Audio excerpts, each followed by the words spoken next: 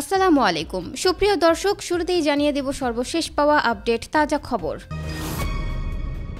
একতরফা নির্বাচনে অস্তিত্ব সংকটে সরকার, এবার যা বলল ফারুক।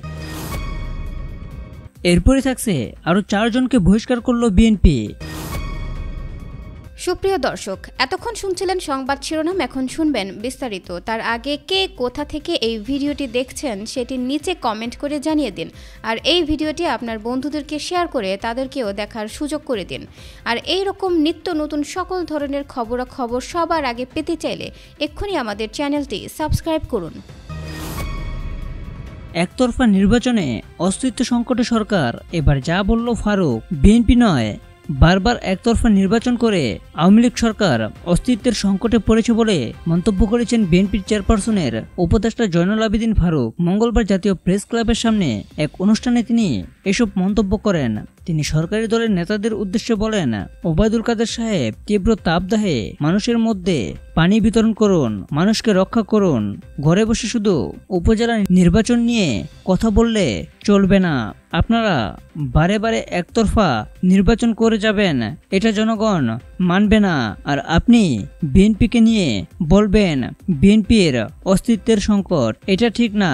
বিএনপির কোনো অস্তিত্বের সংকট নাই, অস্তিত্বের সংকট আওয়ামী লীগের। একতরফা নির্বাচন করে তারা এই সংকটে পড়েছে কারণ তারা একটা সুষ্ঠু নির্বাচন দিতে পারে না। তারা জনগণের ভয়ে দিনের বুট রাতে করে তারা 154 জনকে বিনা প্রতিদ্বন্দ্বিতায় নির্বাচন করে তাদের অস্তিত্ব টিকে থাকবে না। জাতীয় প্রেস ক্লাবের সামনে জিয়াউর রহমান সমাজ কল্যাণ ফোরামের উদ্যোগে তীব্র তাপদাহে রাজধানীর পথচারীদের মধ্যে বিশুদ্ধ খাবার পানি ও স্যালাইন বিতরণের কর্মসূচি উপলক্ষে এই অনুষ্ঠান হয়। জয়নুল আবেদিন ফারুক বলেন, সরকার যত কূট কৌশল করুক, একদিন তাদেরকে জনগণের কাছে জবাবদিহি করতে হবে। চরম তাপদাহে স্কুল বিদ্যালয় খোলা রাখার কঠোর সমালোচনা করে সাবেক প্রধান হয়ে তিনি বলেন, এরকম তাপদাহে কেন স্কুল সরকার খোলা রেখেছে তার বিরুদ্ধে মামলা করা উচিত। সরকারকে বলবো, আপনারা সর্বক্ষেত্রে ব্যর্থতার জন্য আপনারা পদত্যাগ করুন, গরিব মানুষকে বাঁচান। ফারুক বলেন, ঢাকা উত্তরের সিটি কর্পোরেশনের মেয়র কয়েক টন পানি ছিটিয়ে আপনি বাংলাদেশের মানুষকে শীতল করতে পারবেন না। বাংলাদেশের 21 কোটি মানুষ আযাবের আগুনের মতো জ্বলে উঠেছে আপনাদের অবিচারের কারণে। লুট করবেন আপনারা, অবৈধ কাজ করবেন আপনারা, আর তার প্রভাব পড়বে বাংলাদেশের নিরীহ মানুষের উপরে।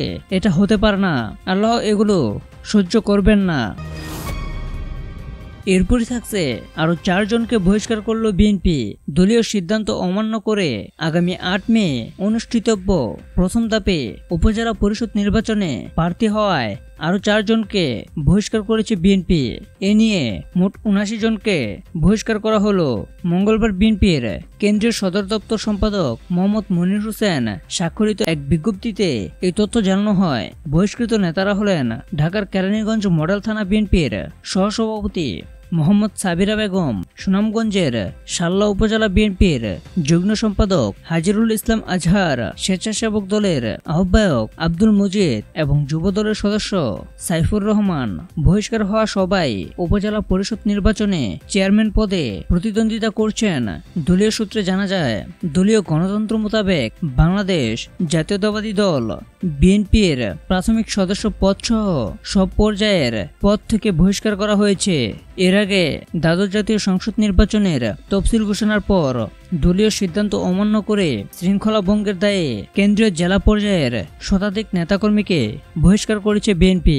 দলের সিনিয়র যুগ্ম মহাসচিব রুহুল কবির রিজভী স্বাক্ষরিত বিভিন্ন সময়ের সংবাদ বিজ্ঞপ্তিতে বহিষ্কারের কথা জানানো হয়। ওই সময় বহিষ্কার করা হয়েছে বিএনপির vice chairman barrister Shahjahan Omar, দলের চেয়ারপারসনের উপদেষ্টা সৈয়দ একে একরামুজ্জামান, তাঁতি বিষয়ক সহ সম্পাদক রাবিয়া ভুইয়া, নির্বাহী কমিটির সদস্য শাহ মোহাম্মদ আব্দুল জাফর, শাহ শহীদ চারোয়ার, মতিউর রহমান মন্টু এবং খন্দকার আহসান হাবিব ও একেএম ফখরুল ইসলাম।